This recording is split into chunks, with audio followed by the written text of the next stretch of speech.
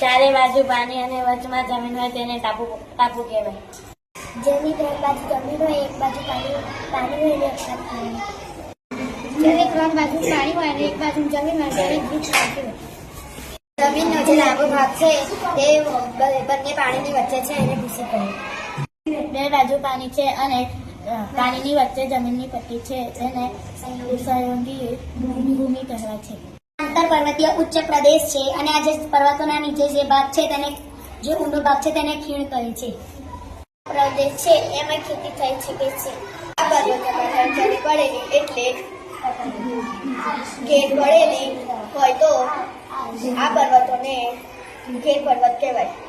તે જળ વિસ્તારોને જોડતી જળપટ્ટીને સામુદ્ર ધૂમિ કહેવાય. અમુક પર્વતો સ્થિર રહે છે અને અમુક પર્વતો બેસી જાય છે એને ખંડ પર્વત કહેવાય છે. મુખી પર્વત છે તેમાંથી લાલ ભૂરસ નીકળે છે. શ્રેષ્ઠ પર્વત